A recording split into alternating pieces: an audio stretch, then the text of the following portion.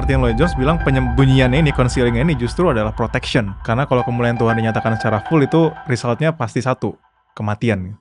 Salib itu ya jelas tidak mulia, itu hina. Kenapa Tuhan mengidentikan kemuliaannya dengan salib? Menurut Martin Luther, di dalam dirinya Tuhan itu sebenarnya adanya adalah kerelaan untuk berkorban. Jadi hal yang paling indah dan mulia dari Tuhan itu adalah kasihnya. Dan ketika Tuhan nyatakan kasihnya, saliblah konsekuensinya.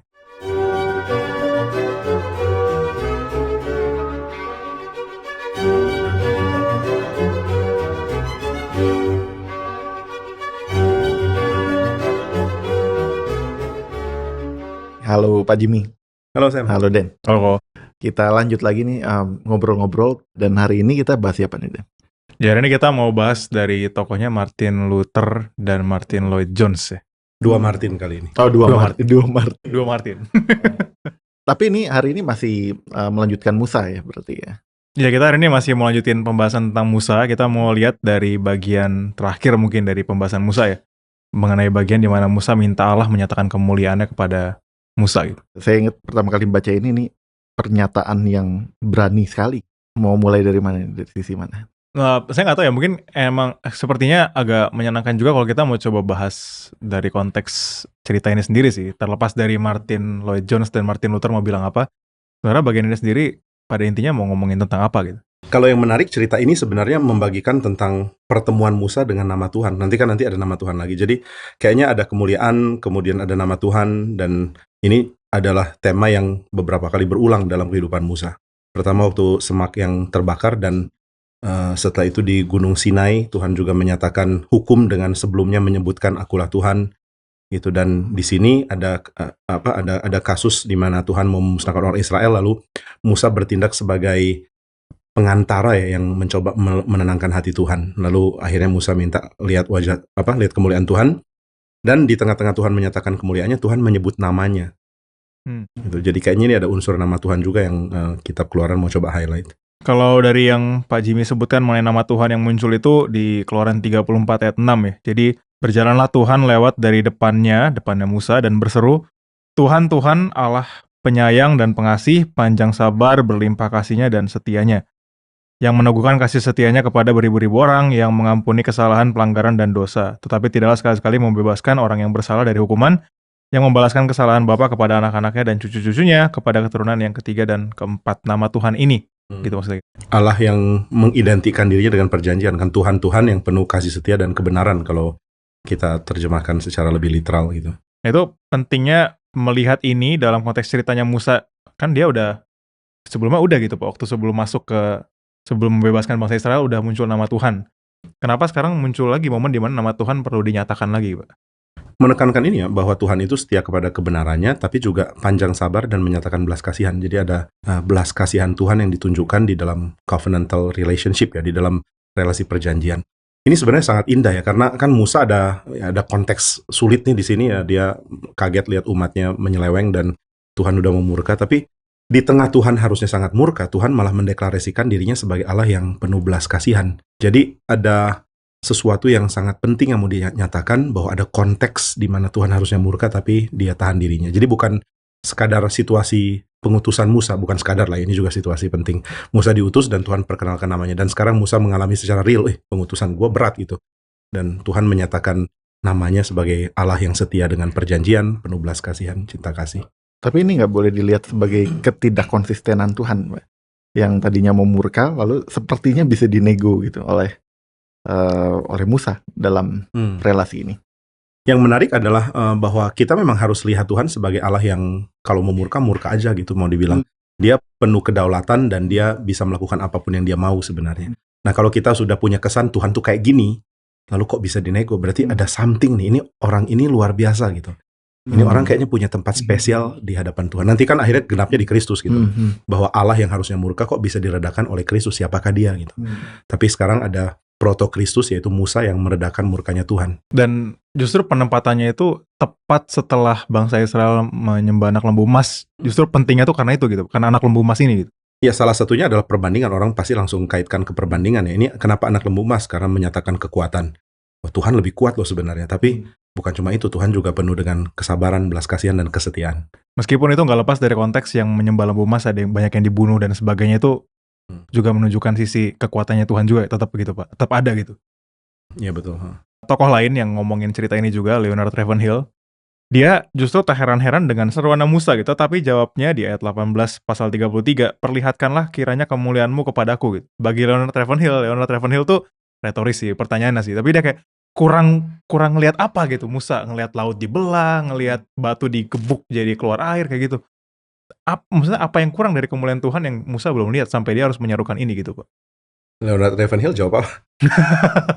Saya ingat pertanyaannya doang sih Pak.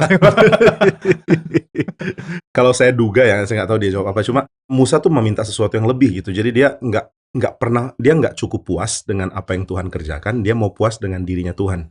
Tapi intinya adalah dia merasa bahwa kekacauan yang terjadi ini nggak bisa ditangani lagi dengan hanya melihat the act of God yang meskipun bersifat mujizat, miraculous. Ini nggak cukup, dia mesti lihat Tuhan gitu.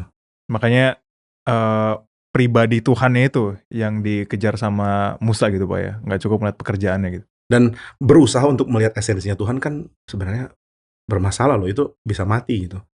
Kalau cuma mau minta Tuhan bertindak, oke lah, karena the work of God masih bisa kita akses, tapi the substance of God, apa substansinya Tuhan, kok berani ya minta gini, tapi ya Musa nekat minta gitu. Dan nggak takut mati gitu Pak, maksudnya kan melihat kemuliaan Tuhan kayaknya identik dengan kematian. Nggak tahu, mungkin dia udah capek lihat umatnya dan mungkin kematian itu better option gitu.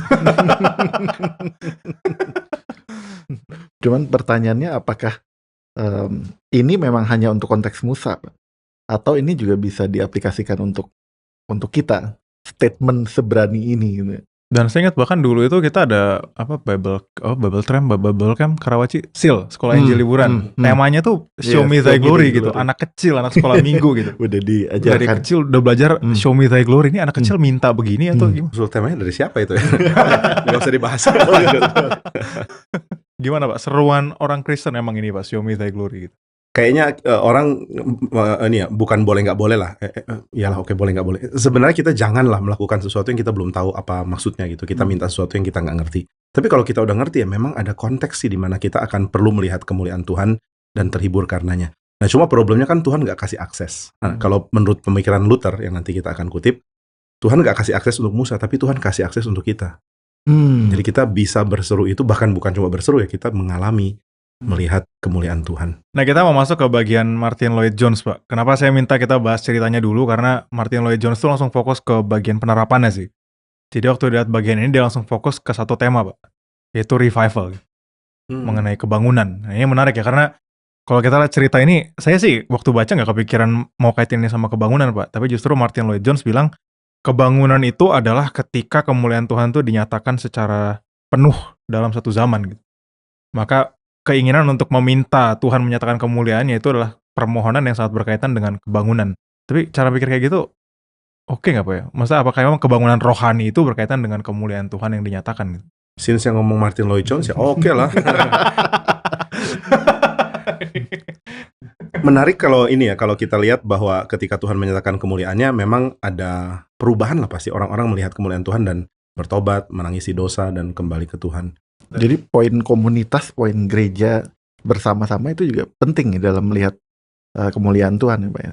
Apakah memang kemuliaan Tuhan ini nggak bisa dinikmati secara sendirian pribadi Pak? Ya harus komunal sih. Dan kalau Tuhan menunjukkan diri kepada seseorang kan biasanya dalam rangka panggilan ya, maksudnya mengutus. Tapi ketika Tuhan mau menyatakan kemuliaannya, memang itu sifatnya komunal ya. Orang-orang banyak lihat dan karena melihat itu mereka kembali ke Tuhan bertobat. Sebenarnya ada banyak contoh kan di Keluaran ketika Tuhan menyatakan kemuliaannya, lalu di perkemahan itu Tuhan hadir dan orang-orang meratap karena ternyata udah berdosa. Dan ini Pak, maksudnya seruan kita meminta kemuliaan Tuhan ini, kayak Bapak bilang kan, kalau kita nggak ngerti kok kayaknya mendingan kita jangan minta gitu. Tapi justru kalau Martyn Lloyd-Jones akan bilang revival gitu, kebangunan rohani itu terjadi ketika kemuliaan Tuhan itu jadi realitas yang paling jelas, paling nyata dalam kehidupan orang percaya gitu Pak. Tapi kalau kayak gitu berarti ada realitas lain yang sebenarnya bisa dihidupi orang percaya gitu Pak ya, yang bukan kemuliaan Tuhan. Ya realitas berdosa dong.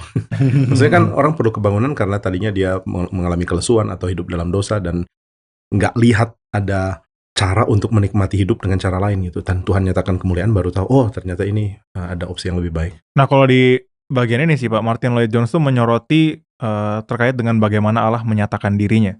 Ketika Allah menyatakan dirinya kepada umat, ada beberapa prinsip yang perlu kita perhatikan. Prinsip yang pertama adalah waktu Allah menyatakan dirinya kepada umat, ada revelation, ada pewahyuan, tapi ada yang disembunyikan juga. Ada concealing. Jadi ada yang di-reveal, ada yang di-conceal. Sama kayak Musa itu dinyatakan kemuliaan Tuhan, iya, nama Tuhan misalnya muncul, tapi dia disembunyikan di balik batu. Terus Tuhan tutup, lalu dia lewat, lalu Musa cuma lihat belakangnya. Iya, di lekuk gunung ya. Kalau Martin Lloyd-Jones tuh menekankan cleft of the rock gitu. Nah itu kenapa harus ada yang Karena ada judul lagunya kan, He hided my soul in the cleft of Tapi the rock. kalau disambungkan dengan kebangunan tadi, jadi kayak nggak nyambung ya. Apakah ada sisi kebangunan yang perlu disembunyikan?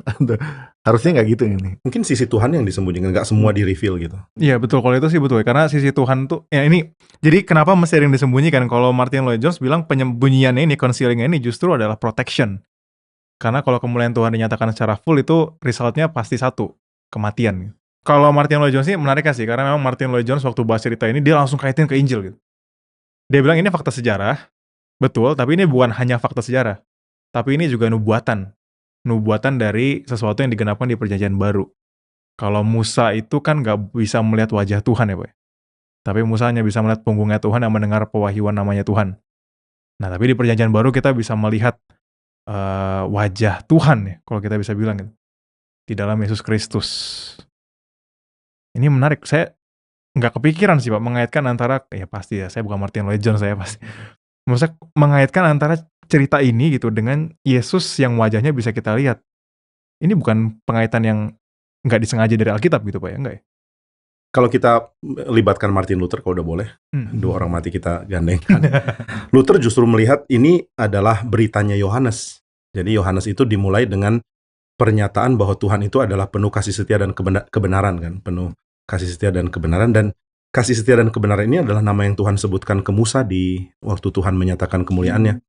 Jadi Yohanes di pasal pertama itu udah langsung kaitkan tentang kehadiran Yesus sebagai penggenapan peristiwa Musa di gunung itu, di waktu dia berjumpa dengan Tuhan dan Tuhan menyatakan namanya, menyembunyikan wajahnya dan menyatakan bagian belakangnya. Nah, tapi Luther bergerak lebih maju lagi dengan mengatakan bahwa Yohanes lain dengan Musa atau Injil ya lain dengan Taurat. Di dalam Injil itu Tuhan menyatakan diri sepenuhnya. Nah, oke, memang tetap tersembunyi dan dinyatakan kan, Luther kan ada paradoks di situ ya, wholly revealed, wholly hidden. Nah, jadi sepenuhnya Tuhan dinyatakan, sepenuhnya juga tersembunyi itu, dan kita bingung kenapa Tuhan nyatakan diri dengan cara ini. Tapi ya Luther mengatakan bahwa cara paling agung Tuhan menyatakan kemuliaannya itu salib. Dan Yohanes bergerak dari pernyataan bahwa Yesus Kristus adalah penggenap dari kesetiaan dan kebenaran Tuhan di Musa, perjumpaan dengan Musa. Lalu setelah itu naik terus nih kemuliaannya. Dia melakukan mujizat, dia melakukan tanda-tanda, dan tanda terakhir yang paling mulia adalah salib. Di sini kita bisa lihat wajah Tuhan gitu kalau Luther bilang. Jadi artinya kita nggak perlu berteriak seperti Musa nih, perlihatkan, karena sudah diperlihatkan. Sudah, betul. Bahkan datanglah kepada Kristus dan kau akan lihat kemuliaan Tuhan. Iya, sesuatu yang belum dimiliki oleh Musa pada saat itu. Dan ini ya, kalau Martin Lloyd-Jones tuh kaitin ini dengan 1 Timotius 6 ayat 16 Pak. Jadi 1 Timotius 6 ayat 16 itu bilang, dialah ya Kristus satu-satunya yang tidak takluk kepada maut, bersemayam dalam terang yang tak terhampirin. Itu kan ada aspek tak terhampirinya itu ya. Seorang pun tak pernah melihat dia, dan memang manusia tidak dapat melihat dia. Baginya lah hormat dan kuasa yang kekal, amin. Jadi lihat nih, nggak bisa dilihat karena nggak ada yang pernah lihat. Nah, Kristus itulah sebenarnya yang nggak pernah dilihat manusia itu, yang sekarang menyatakan dirinya dalam daging. Justru dagingnya itu yang bikin kita jadi bisa lihat. Tuh, saya satu sisi sebelum komentar lebih lanjut Pak, orang tuh bisa kepikiran gini tuh gimana ceritanya Pak ya? Baca lah. Dan dapat iluminasi dari Roh Kudus kan. Karena bisa ngaitin satu bagian dengan bagian yang lain, dan waktu kita baca kayak itu make sense banget, tapi kalau kita suruh pikirin sendiri kayak nggak akan kepikiran gitu sampai kapanpun gitu. Mungkin nanti bisa. Gitu ya. Dan itulah kenapa ada reading the Bible with the dead. Kita membawa kembali pikiran-pikiran penting. Tapi kalau kembali ke tema ini Pak, jadi keutuhan Allah di dalam Kristus Pak. So what gitu misalnya gitu Pak, lalu pentingnya apa gitu? Oke, kita kayaknya harus bahas sedikit teologi salibnya Heidelberg Disputation. Ini karyanya Martin Luther ketika tahun 1518 dia bela posisinya, kenapa dia menentang Katolik Roma, indulgence dia tentang. Nah, Luther menekankan pentingnya manusia untuk melihat Tuhan itu di dalam sifatnya Tuhan, sifat Tuhan yang ada di dalam dirinya. Dan biasanya kan kita mengaitkan sifat Tuhan ini dengan hal-hal yang hebat, yang kuat, yang mulia. Tuhan itu megah, jaya, dan lain-lain. Tapi menurut Martin Luther, di dalam dirinya Tuhan itu sebenarnya adanya adalah kerelaan untuk berkorban. Jadi hal yang paling indah dan mulia dari Tuhan itu adalah kasih-Nya. Dan ketika Tuhan nyatakan kasih-Nya, saliblah konsekuensinya. Jadi kemuliaan Tuhan yang seperti ini yang sebenarnya kita perlu lihat. Bukan kemuliaan Tuhan yang tinggi, tapi kemuliaan Tuhan yang rela merendah.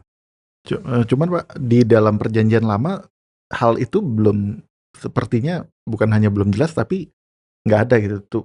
Allah menyatakan dengan Kerendahan justru kemegahan gitu, lewat tiang awan, tiang api, lewat hukuman, lewat keadilan, lewat bahkan kematian orang-orang dalam menghukuman dia.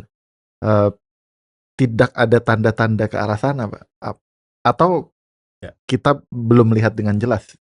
Ini memang dua sisi ya. Tuhan juga mulia, kita nggak coret itu sih.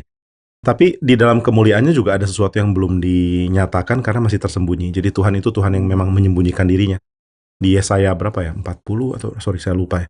40 something. Dikatakan oleh Nabi ya bahwa Tuhan engkau adalah Allah yang menyembunyikan dirimu gitu. Jadi Tuhan memang menyatakan diri di dalam cara yang tersembunyi. Nah, tersembunyi ini sebenarnya bisa kita kaitkan dengan unsur inkarnasi gitu. Maksudnya dia rela untuk menyatakan dirinya di dalam kerendahan kita. Dan ini tema yang sudah mulai pelan-pelan dinyatakan di perjanjian lama, meskipun baru genap setelah Kristus datang tentunya. Karena saya kebayang dalam konteks perbandingan perjanjian baru sama perjanjian lama misalnya gitu Pak. Di perjanjian lama kan kita punya penghormatan yang tinggi terhadap nama Tuhan ya. Nama yang gak boleh kita sebut Adonai. Sementara kalau di perjanjian baru waktu kita udah lihat Yesus datang dalam manusia, saya kebayang waktu Yesus ke pasar mau beli sayur atau apa kan orang juga manggil nama biasa aja, Yesus atau Yes, maksudnya sebiasa itu gitu. Bukan tapi kebayang dalam konteks itu tuh sebiasa itu, senatural itu memanggil nama Allah sebenarnya kan. Itu emang sengaja ada perbedaan sekontras itu, Pak. Sebenarnya kita kan bisa lihat di dalam natur kemanusiaannya juga ya. Yesus kan menjadi manusia dan dia memang harusnya diperlakukan sebagai sesama manusia oleh kita dong. Nah, meskipun dia nggak dapat perlakuan itu kan karena orang hina dia, fitnah dan akhirnya bunuh dia tanpa keadilan. Jadi Kristus memang harus diadres sebagai manusia sih. Jadi cara yang sopan tentunya, bukan seperti contoh tadi. Misalnya memanggil dia rabi atau apa, itu kan common ya, maksudnya karena dia memang jadi manusia. Dan ini Pak, maksudnya kalau kita melihat Yesus sebagai manusia, kadang kan kita lihat justru itu malah jadi kelemahannya misalnya gitu. Ada orang-orang yang melihat gitu kan. Kenapa sih jadi manusia, kan Tuhan tuh lebih powerful, lebih maha kuasa gitu. Nah, apakah pesan Yesus sebagai manusia ini tuh justru memang sengaja menunjukkan sisi kelemahan atau justru jadi penghiburan bagi kita sebagai manusia juga, Pak? Dia menjadi manusia dan ini malah menyatakan tentang kerelaan Tuhan untuk datang merendah kan, sehingga kita jadi kenal bahwa sebenarnya Tuhan tuh sifatnya seperti ini, cuma Kristus lah yang menyatakannya gitu, menyatakan kerelaan untuk datang dan merendah. Iya, dan jawaban Bapak itu mirip sama Martin Lloyd Jones juga sih, Pak. Jadi kalau Martin Lloyd Jones menyoroti dari Filipi 2 juga, Pak. Oh. Iya, jadi kesetaraan dengan Allahnya itu penting kan, maksudnya kita menegaskan itu kan. Tapi kemudian ada kerelaan untuk jadi manusia gitu, bahkan di antara manusia dia ambil posisi yang paling rendah. Itu kan justru Martin Lloyd Jones melihat itu sebagai keunggulan dan kekuatannya gitu, Pak, bukan kelemahan itu. Jimmy Lloyd Jones. Tapi maksudnya gitu ya, saya kebayang maksudnya kayak Martin Luther sama Martin Lloyd Jones punya pemikiran yang agak mirip, meskipun bedanya ratusan tahun. Terus Martin Luther, Martin Lloyd Jones, terus Jimmy Lloyd Jones Pak Jimmy juga ternyata pemikirannya ada benang merah yang mirip, meskipun kayaknya interaksi teologisnya mungkin nggak seketat itu gitu, nggak seintens itu gitu. Ini apa gitu Pak maksudnya, Pak? Ini Alkitab. Tapi memang ini kan pertama-tama sih dapat pengaruh pasti dari Martin Luther. Saya nggak tahu sebesar apa Martin Lloyd Jones terpengaruh Martin Luther selain nama. Tapi harusnya sih ini jadi tema yang menyebar apalagi di dalam tradisi Protestan, Anglikan, Reform, Lutheran apalagi, bahwa Allah itu adalah Allah yang nggak bisa disangka loh. Maksudnya ketika kita pikir satu sisi, dia kerjakan sisi yang sebaliknya. Ketika kita mengatakan Tuhan yang tinggi, mulia dan agung dan itu nggak salah, Tuhan malah menyatakan aspek lain yang bikin kita kaget. Ternyata dia juga mempunyai cinta kasih yang inkarnatif gitu, yang rela berkorban, rela jadi rendah, rela jadi hamba. Dan kan kita sebagai manusia cuma pakai lip service doang waktu bilang kita harus harga yang rendah, harus harga yang miskin. Nah, Tuhan menghargai dengan cara menjadi salah satu dari mereka. Lebih ekstrim dari kita ya. Namun Pak, pertentangan antara melihat Allah dengan begitu tinggi, begitu megah dan begitu berkuasa, dan melihat Allah dengan begitu dekat, penuh kasih dan penuh pengampunan, ini sepertinya selalu ada tarik-menarik dua ekstrim nih Pak. termasuk di dalam gereja, bagaimana satu gereja memandang ekstrim yang lain, satu gereja lagi memandang ekstrim yang lain lagi gitu. Iya. Dari ibadahnya saja mungkin bisa terlihat, dari bahkan bentuk bangunan gerejanya pun juga bisa terlihat gitu. Ada gereja tertentu yang memang megah, menggambarkan kemegahan dari No comment. Tapi sebaliknya ada yang memang dibuat Allah kesannya down to earth itu, sampai kadang-kadang terlalu down to earth itu. Nah ini gimana Pak? Martin Luther bicara tentang ini sih, entry point teologi. Dia bilang bahwa gereja yang pakai teologi kemuliaan itu entry point-nya itu pakai jalan depan mulia. Jadi lewat tempat VIP gitu. Dan ini yang dilakukan oleh gereja pada waktu itu gitu. Tanpa sebut merek. Jadi gereja mau memahami Tuhan yang agung, yang tinggi, karena kayaknya kok selaras dengan gereja gitu. Gereja juga cukup terpandang, pemimpin-pemimpinnya dipandang di masyarakat, dan pendapatnya didengar, dan gedungnya megah dan mewah gitu. Sehingga adalah cocok untuk mereka mendekat memahami Tuhan itu lewat jalan depan, lewat jalan kemuliaan. Tapi Martin Luther mengatakan itu teolog yang palsu gitu. Kalau kamu mau jadi teolog yang asli, kamu harus lewat jalan belakang. Kayak Musa gitu kan. Musa cuma bisa lihat belakangnya Tuhan. Jadi kalau kita umpamakan mengakses Tuhan itu sebagai sebuah rumah, ya lewat jalannya pembantu gitu, lewat jalan belakang. Tapi Luther mengatakan justru poin pertama yang akan kamu saksikan ketika lewat jalan belakang itu salib. Jadi langsung dapat, oh ternyata starting pointnya mengenal Tuhan tuh dari sini. Waktu kita kenal salib, baru kita bisa mengerti atau mengaitkan lah tentang kemuliaan, tentang besarnya Tuhan, tentang agungnya Tuhan yang bukan tanpa salib. Saya kebayang Pak, mengaitkan secara dengan logika yang awam, yang dengan logika antara salib dengan kemuliaan ini. Apakah memang ini tidak bisa dimengerti dengan logika yang tanda kutip normal gitu Pak? Benar-benar mesti kuasa Roh Kudus yang membuat kita mengerti. Karena kalau dipikir secara langsung, sepertinya nggak ada hubungannya gitu Pak. Salib itu ya jelas tidak mulia, itu hina. Kenapa Tuhan mengidentikan kemuliaannya dengan salib? Kita sebenarnya nggak harus tidak berlogika untuk ngerti ini, karena secara pikiran sehat sih kerangka berpikirnya jadi jelas gitu, bahwa Tuhan memulai pernyataannya itu lewat salib. Kalau Calvin mengatakan bahwa ketika Tuhan berbicara dengan kita, dia nggak mungkin bisa komunikasi dengan kita sebelum dia mengosongkan diri. Jadi Tuhan itu nggak pernah nggak mengosongkan diri. Untuk membuat dia bisa dimengerti oleh kita pun dia sedang membatasi diri. Untuk membuat kita bisa masukkan konsep dia di pikiran kita, dia pun lagi membatasi diri. Jadi adalah salah ya kalau kita bilang sebelum inkarnasi Tuhan itu mulia dan nggak menahan dirinya. Oh, mulia Tuhan yang ini pun lagi dibatasin. Kalau nggak, kita nggak bisa tahu. Jadi memang naturnya Tuhan untuk membatasi dirinya supaya dia bisa dikenal. Jadi waktu Tuhan berbicara termasuk waktu Tuhan berbicara kepada Musa ini Pak, itu bentuk pembatasan diri Tuhan juga. Dan ini Pak, justru waktu tadi karena ngomongin soal kita berusaha mengerti salib dengan logika gitu Pak, misalnya gitu, yang pemikiran kita sendiri. Ada satu lagu yang dikutip juga sama Martin Lloyd-Jones yang menunjukkan satu hal yang bagi dia tuh benar-benar aneh. Itu when I survey the wondrous cross. Kalimat selanjutnya tuh dia bilang on which the Prince of Glory died. Itu Prince of Glory kata dia, Prince of Glory, masa itu mati gitu. Tapi emang Alkitab tuh penuh dengan hal-hal yang seperti ini Pak ya, paradoks gitu kita bilang. Dan bagaimana kita mengerti itu, apakah memang perlu ada satu upaya untuk mendamaikan, meluruskan, maksudnya gini, atau emang kadang-kadang perlu dibiarin dalam tension kayak gitu Pak ya? Di dalam teologi yang bersifat dialektika, tension ini memang seru sih untuk dipertahankan. Ada aspek A, ada aspek B yang nggak bisa didamaikan, dan memang ada unsur itu. Tapi kalau Martin Luther kayaknya nggak ke situ. Meskipun paradoks itu memang harus ada gitu. Kita nggak bisa bilang Tuhan itu nggak paradoksikal sifatnya. Tapi kalau Martin Luther sih lebih berpikir tentang ini ya, starting point. Starting point mengenal Tuhan. Waktu kita mengenal Tuhan tuh hal apa sih yang pertama kali kita mau tahu gitu.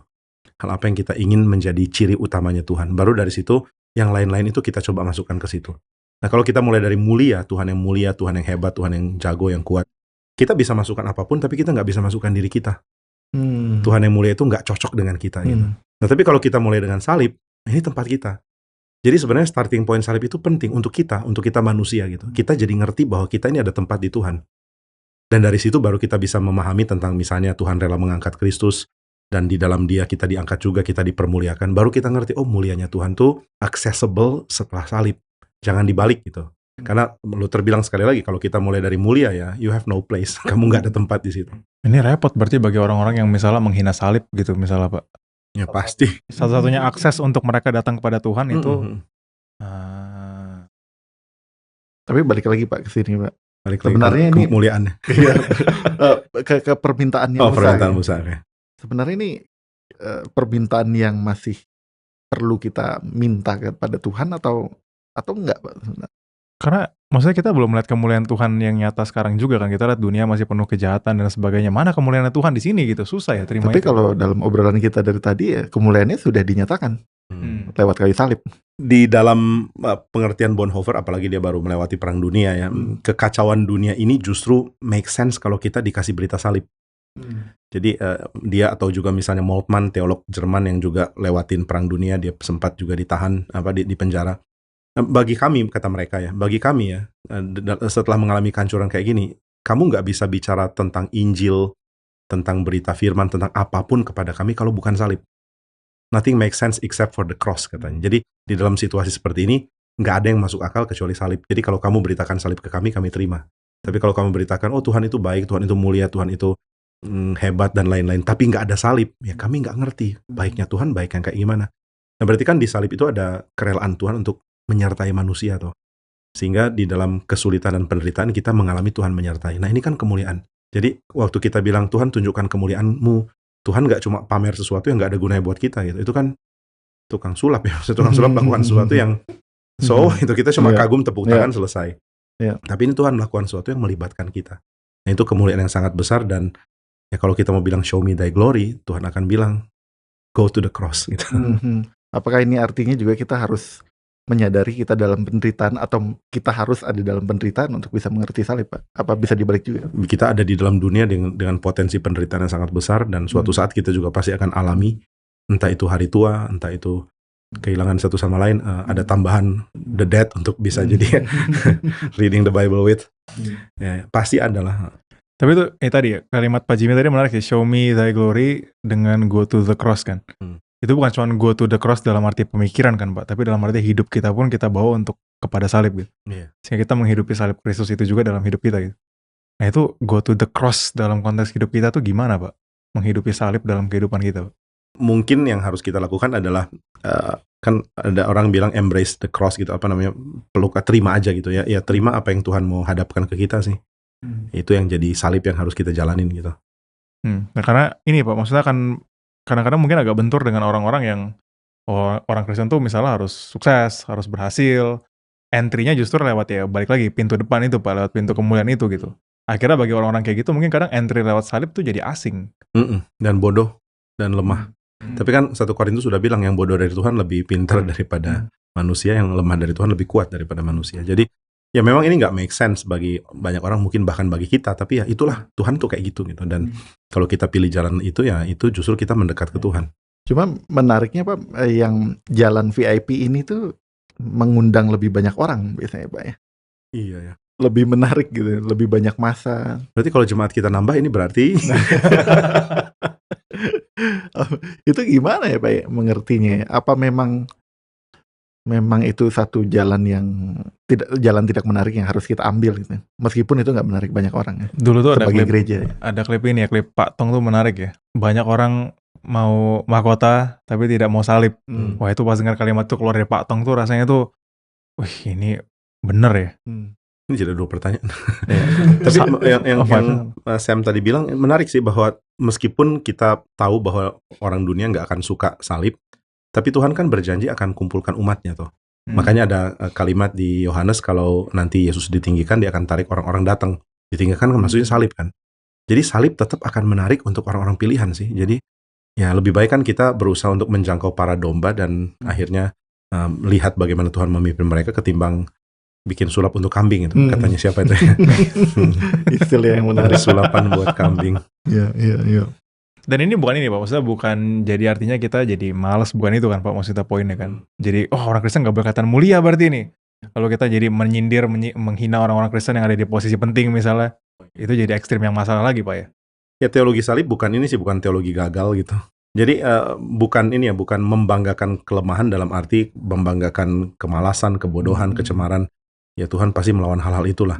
Cuma ketika kita mengatakan bahwa sukses dunia itu satu hal yang gak akan membawa saya dekat ke Tuhan, tetapi pikulan salib yang Tuhan mau percayakan itulah yang mendekatkan saya ke Tuhan gitu. Dan kita kan akan hidup di dalam dua jalur ini terus. Di satu sisi kita kelihatan sukses, di sisi lain ada hal-hal sulit yang kita harus jalanin, dan kita highlight bahwa di dalam mengikuti Tuhan hal sulit inilah yang justru make sense untuk mendekatkan ke Tuhan. Jadi bukan berarti anti kemapanan gitu, anti kesuksesan gitu, anti keberhasilan dan hal-hal positif dan megah lainnya gitu ya. Kalau dalam konteksnya salib kan show me thy glory-nya itu muncul sangat nyata di dalam salib Kristus, Pak. Salib dan kebangkitannya.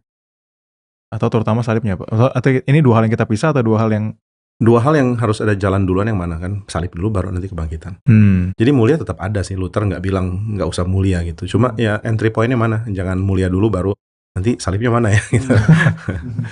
Nah, kalau kita balik ke dalam konteks Musa, Pak, kan show me thy glory-nya ya bukan salib, bukan kebangkitan, tapi nama Tuhan gitu. Kenapa kemuliaan Tuhan itu justru dinyatakan dalam nama ini gitu, Pak? Oh ya, ini menarik sih. Jadi pakai kata apa? Emet dan Chesed. Chesed ya. Kok saya bilang ingatnya Dalet salah. Emet dan Chesed. Nah, di dalam wahyu Tuhan tentang namanya ini ada perjanjian panjang sampai nanti genap gitu. Jadi Tuhan mau mengatakan bahwa saya ini adalah Allah yang penuh belas kasihan, penuh kebenaran, dan ini akan tuntas, akan beres gitu. Jadi ya ini adalah prequelnya salib gitu kalau mau dibilang. Bahwa Musa itu sedang diperkenalkan bahwa Tuhan adalah Tuhan yang akan menyatakan kehendaknya ini sampai nanti sesalib, se-ekstrim salib gitu. Untuk Tuhan mengatakan yang saya katakan akan terjadi itu bahkan sampai salib pun Tuhan akan lalui gitu. Kesetiaan kepada perjanjian, covenantal faithfulness. Ya, dan kalau Bapak bilang gitu, jadi ingat prequel kepada salib, jadi ingat yang Kejadian 3 juga gitu, Pak. Panjang ya prequel kepada salib ya, Pak ya? Lumayan. Ekstra terus belum filmnya gitu. Dan itu maksudnya apa? Kita ngertinya pewahyuan yang semakin lama semakin jelas gitu atau gimana, Pak? Progressive revelation maksudnya. Enggak tahu. Nah, inilah ya, Tuhan kasih banyak tanda-tanda tentang siapa Kristus, dan aspek-aspek dari Kristus itu banyak sekali di perjanjian lama. Makanya waktu kita memahami Kristus, kita harusnya memahami dari apa yang perjanjian lama sudah bagikan sih, baru dapat Kristus yang limpah. Yes, dari tadi tuh makin mengerti betapa bersyukurnya orang-orang zaman ini yang sudah punya Alkitab secara lengkap gitu. Bahkan orang seperti Musa pun juga belum menerima semua hal yang sudah kita terima. Hanya menerima teaser-teaser, trailer-trailer, bahkan cuplikan. Makanya Musa udah pukul-pukul tongkat nih, lu kalau hidupnya masih kacau juga lo ya, awas lo. Well, tapi Musa di Ulangan kalau nggak salah kan dia kayak waktu ditanya Israel mau ikut Tuhan atau enggak, mereka yakin mau ikut, tapi Musa kayak udah tahu mereka enggak gitu, Pak ya. Jadi Musa pun udah, Musa udah pesimis atau gimana, Pak? Realistis kayak. Udah sering dapat PHP dia. Tapi apakah berarti di sepanjang perjanjian lama nanti dari cerita ini ke depan kita akan lihat hal yang sama muncul terus? Maksudnya nama Tuhan ini muncul lagi, Allah perjanjian muncul lagi, dan itu sampai kepada Kristus gitu, Pak? Muncul terus? Muncul, tapi selalu muncul dalam konteks penghukuman loh. Maksudnya ada, kalau di Keluaran paling nggak ya, begitu ada kasus, Tuhan nyatakan namanya. Begitu ada masalah, Tuhan nyatakan ke depannya gimana gitu. Jadi kalau kita baca di Taurat sih ya, setiap narasinya itu kalau ada kejatuhan dalam dosa, kekacauan, begitu sudah ditangani, begitu Tuhan sudah marah menghakimi, habis itu narasinya lanjut ke depan, nggak lihat lagi ke belakang gitu. Seperti konsep penebusan itu lagi diajar, bukan seperti, memang ya, konsep penebusan lagi diajarkan bahwa ketika Tuhan mengampuni dosamu ya, dia set itu aside, dia move on dengan rencananya gitu. Jadi nama Tuhan dinyatakan di dalam aspek itu bahwa kekacauan sudah terjadi, tapi kita lanjut untuk menjalankan perjanjian Tuhan gitu. Sejujurnya saya kalau pakai pembacaan awam saya dulu, Pak, bahkan sampai setelah masuk STT sih, yang Bapak bilang tuh saya nggak akan kepikiran sih, mau saya baca Alkitab 10 kali juga kayaknya nggak kebayang itu. Mungkin 11 kali bisa. Ya maksudnya pentingnya ini ya, Pak, maksudnya ada pentingnya kita memang mungkin jadi punya kerendahan hati kali untuk mau belajar dari tokoh-tokoh gereja yang lampau gitu, Pak ya. Karena saya rasa kok jadinya kita nggak mau baca itu bukan karena kita ini arogan sebenarnya gitu jadinya jatuhnya, Pak ya. Mengatasi arogan itu susah ya. Dan membaca dari sudut pandang mereka itu kadang bukan berarti pingin terlihat lebih pintar atau lebih jago atau hal yang lebih sophisticated gitu untuk mengerti, tapi ya untuk menikmati kedalaman, bahkan untuk hal yang paling mendasar nih. Ya termasuk ini gitu, termasuk mengerti bahwa ternyata poin kemuliaannya adalah salib. Gitu. Itu hal mendasar kan, bukan hal yang advance untuk mahasiswa mau tesis. Iya. Tapi ya untuk lihat pola, untuk ngaitin polanya emang nggak gampang gitu nggak sih Pak? Nggak obvious. Iya, tapi ini sih di dalam sejarah gereja tuh banyak pemikir-pemikir yang insightful yang jadi pilar sebenarnya. Jadi kan kalau tadi Denny bilang, saya nggak akan kepikir mikir ini, ya enggak pasti. Tapi ada orang-orang yang udah mikir itu dan waktu kita terima pikiran mereka, kita kok jadi seperti punya tanda kutip insting untuk baca di dalam pola yang mereka udah ajarin gitu. Jadi memang penting untuk baca orang-orang kunci sih di dalam sejarah. Jadi melatih diri untuk membaca pemikiran-pemikiran dalam sejarah gitu Pak ya? Iya. Nah ini terkait dengan salib Pak. Saya tertarik dengan pemikirannya Martin Lloyd Jones terkait dengan salib karena dalam gambaran sepanjang ceritanya itu kan selalu Allah yang menyatakan dan Allah yang menyembunyikan sebagian dari dirinya juga gitu. Nah kalau Martin Lloyd Jones akan bilang semua itu iya sampai kita masuk ke salib. Di salib itu bukan Allah yang menyatakan dirinya dan menyembunyikan sebagian dirinya gitu. Tapi justru waktu kita lihat kepada peristiwa salib, kita melihat diri kita disembunyikan oleh Kristus gitu. Sehingga sekarang semua celah kita, cacat kita tuh disembunyikan oleh Kristus dan yang di-reveal kepada Sang Bapa itu adalah ketaatan sempurnanya Allah anak. Oh, bagus ya. Itu tiba-tiba makanya saya waktu dengar dia ngomong ini kayak wah ini kok bisa muter itu berubah dan kayak keren. Wah, ini baca 11 kali juga kayaknya belum tentu dapat ini. Makanya dia Martin Lloyd Jones. Nah, tapi terkait dengan itu Pak, saya kepikiran maksudnya ini pengertian yang bukan murni Martin Lloyd Jones juga sebenarnya. Maksudnya kayak saya pernah dengar itu muncul di orang-orang lain juga gitu Pak. Ini kan memang ide tentang ini ya, tentang dari reformasi ya pastilah dari Alkitab. Tentang pertukaran dengan Kristus kan. Maksudnya Kristus memberikan kepada kita kebenarannya dan dia kok mau ambil celah kita gitu. Ini sih tema umum ya. Cuma yang brilian dari Martin Lloyd Jones adalah dia taruh itu di dalam konteks di mana kita nggak pernah mikir. Dan ternyata waktu dipikir loh ini fondasional banget gitu. Maksudnya ini justru di salib itulah kita dapat pertukaran itu gitu. Dan kan konteksnya lagi bicara soal Tuhan menyembunyikan dan waktu dia kaitkan antara Tuhan menyembunyikan dirinya lalu pada finalnya Tuhan menyembunyikan dosa kita, itu memang kena banget ya. Iya. Justru kita yang jadi disembunyikan gitu. Dan menariknya dia kaitannya ke Musanya lagi Pak. Musa disembunyikan oleh Tuhan juga gitu. Oh iya, di cleft of the rock. Iya. Jadi kayak Iya. Ya kok dia bisa lihat ya? Saya ingat yang Pak Jimmy bilang ya, maksudnya di awal-awal sesi RBWD kan Pak Jimmy sempat bilang ada orang-orang jenius ya emang Tuhan bangkitkan yang ya kita kalau nggak mau belajar dari mereka, kayaknya kita kehilangan banyak ya gitu. Iya. Kadang-kadang hal-hal kecil, bukan kecil sih ini, hal-hal detail yang kayak gini kan yang kita bisa nikmati.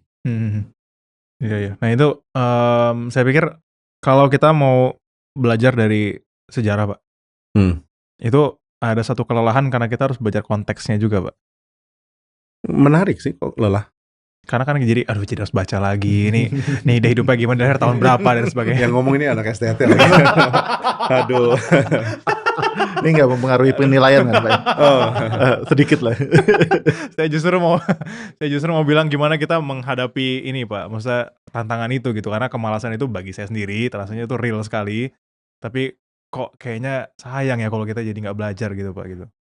Harus punya waktu konsisten sih untuk baca, untuk mikir.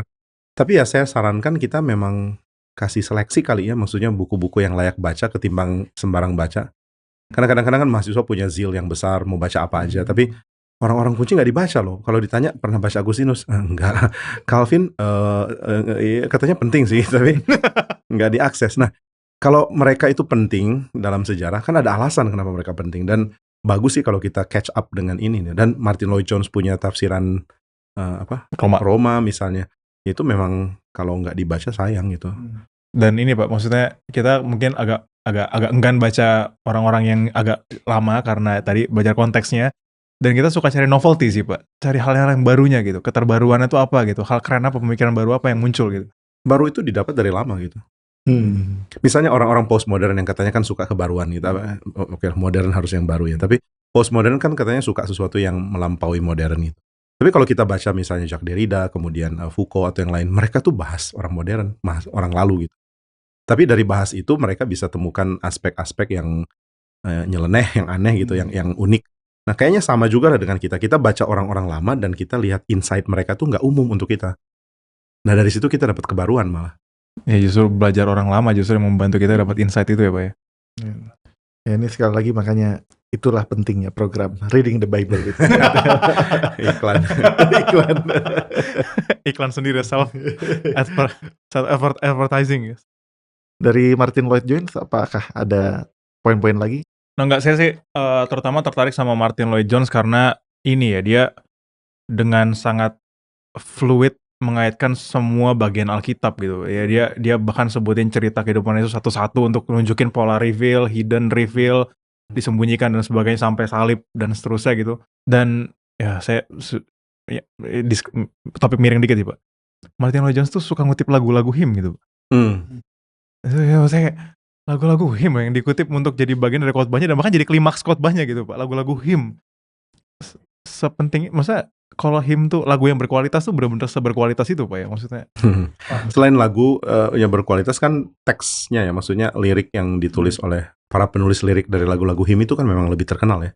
Maksudnya kita tahunya Fanny Crosby, dia kan penulis lirik, atau John Wesley. Dan memang puisi atau kata-kata yang dibagikan tuh sangat insightful sih untuk kita merangkum Alkitab. Wajar lah kalau orang akhirnya kutip itu. Iya, makanya saya pas dengar dia kutip-kutip lagu, saya jadi makin melihat pentingnya itu sih Pak, lagu-lagu hymn yang berkualitas gitu dibandingkan lagu-lagu hymn yang nggak berkualitas. Tanpa menyebut lagu yang mana dan lagu yang mana gitu ya maksudnya. Jadi itu menarik sih, dan penegasan dia soal revival, dia nggak benar-benar punya hati yang sangat keras untuk menggerakkan jemaat untuk adanya satu kebangunan. Sampai sekarang kita masih harus gitu Pak ya. Iya, maksudnya kerinduan kita adalah orang-orang datang ke Tuhan dengan murni kan, mencintai Tuhan, mengagumi pekerjaan Tuhan, dan setiap kali si orang setelah ada di dalam level mengagumi Tuhan akan dikacaukan lagi oleh ketertarikan akan dosa, dunia. Jadi memang constant need of repentance itu harus ada. Kalau Calvin bilang kan harus ada momen di mana kita datang ke Tuhan gitu, dan momen ini nggak bisa jadi jaminan oke terus gitu. Harus ada momen baru lagi nanti di mana kita kembali ke Tuhan. Dan salah satu revivalist yang kita ya di zaman kita sekarang kan Pendeta Stephen Tong Pak, dan Pak Jimmy kan sudah menyaksikan pelayanan Pendeta Stephen Tong cukup lama gitu. Pak Jimmy melihat apa sih tanda-tanda kebangunan rohani yang diperjuangkan sama ya Pak Tong misalnya, apa sih hal-hal yang kebangunan rohani itu harusnya begini, maka Pak Tong mengerjakan itu gitu. Itu gimana? Yang paling penting itu meninggikan Kristus. Jadi kalau di Kapin atau di mana Pak Tong akan khotbah tentang Kristus itu lebih daripada yang lain. Itu kan gayanya Pak Tong ya. Kristus kalau dibandingkan dengan Musa, dibandingkan dengan yang lain, dibandingkan dengan Aristotle atau Socrates, itu jauh. Kristus satu-satunya yang utama yang harus kita sembah, yang memberikan keselamatan. Nah, jadi aspek meninggikan Kristus ini pasti nggak boleh nggak ada gitu di dalam kebangunan. Dan selain Pak Stephen Tong juga ada Jonathan Edwards yang mengatakan bahwa the excellency of Jesus Christ inilah yang sebenarnya jadi fuel untuk revival. Gitu. Meskipun dia sih sering ada juga khotbah tentang murka Tuhan, tapi ya itu peninggian Kristus itu yang jadi bahan untuk revival. Mungkin ini episode terakhir pembahasan tentang Musa ya. Sepertinya demikian. Kita menantikan gerakan baru kalau ada. Nggak berani janji. Ya, kita coba persiapkan episode berikutnya tentang tokoh lain dan tentang tokoh gereja lain yang sudah mati tentunya, supaya konsisten dengan judul program ini. Dan ya kalau gitu sampai jumpa di episode berikutnya. Thank you Pak Jimmy. Thank you Sam. Thank you Pak.